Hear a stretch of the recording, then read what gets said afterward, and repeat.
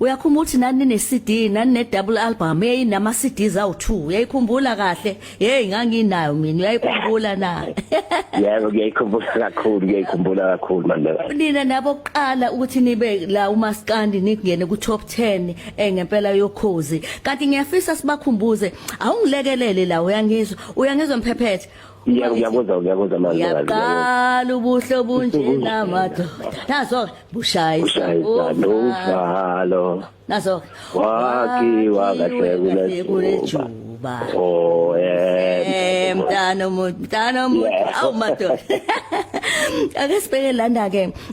nina ke nahlangana kuphi nomphephethe udokotela uBhodloza Nzimande ngamuphi unyaka ingulube encane izalwa kithi ngomthetho uba mkhulu kababa ukhokho kimi yebo insizwa leya eyakhula nobaba kakhulu ngoba emlandweni nje wakithi wayethu uMamgidliza mayethola umntwana athi nezoqala nje ithi yakhasa adlule emhlabeni thema kubonakala ukuthi ayingeke akuhambi kahle lapho ikhehla uMadumeli ubaba omkhulu wakhe wathi hayi Mamgidliza mase mbona ukuthi uphezele ingulube encane eqala izokhasa wathi wayesethi uMadumayi kuzohamba mina emhlabeni ukuze abantwana bami bangabi nalomshopho ukuthi umntwana mesethi uyaqala uyakhasa vele adlule emhlabeni awu bantu sikhulela lapha ekhaya bezinsizwa nobaba emlandweni ngekhona la iyayoqonywa khona insizwa eSpring ingekho kuyothathwa impahla lapho kuyoqonywa behlaselwa izulu kuba ngwintombi izinto zonke lezi ezazenzeka emakhaya ngoba insizwa le ebuthanda kakhulu umculo wesintu ngoba yakhulela insizweni emakhaya kuningi nje obekwenzeka ithe noma sekwenzeka ingena emsakazweni iqala lolu hlelo lukaSigiya ngengoma ithi abantu abaphumela obala idlala umculo wesintu nale igama likangulube encane lavela lapho ukuthi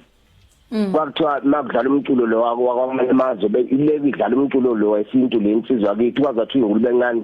siyayigeza ingulube ibuye lodakeni wayesethi hayi ke ngiyingulube encane ke mina ngiyakuzwa yena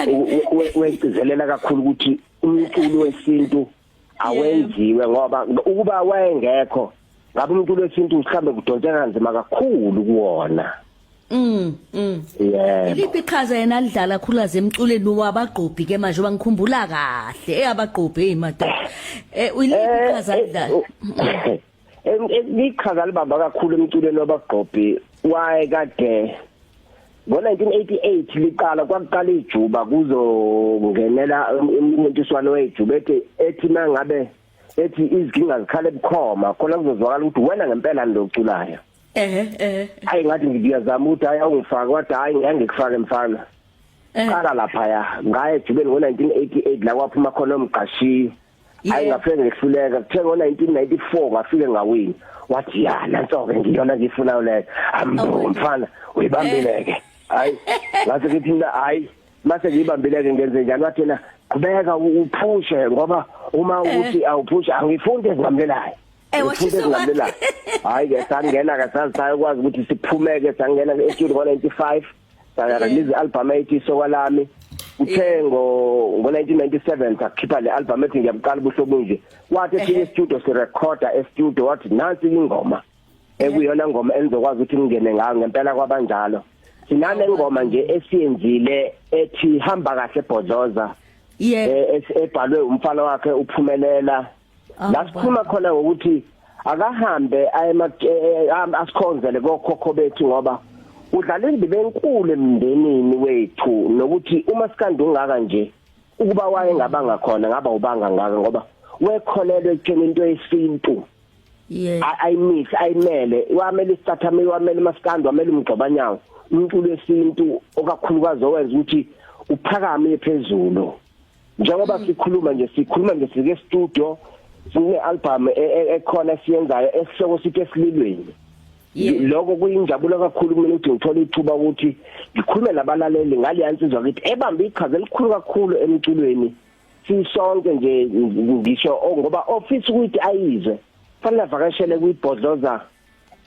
the legacy ukuthi ayizwe ukuthi abagqobi basebenza kangakanani kule album yabezophuma wena mamkhoza njengalomalume kwazi wami intombi engizalayo yakwaKhoza.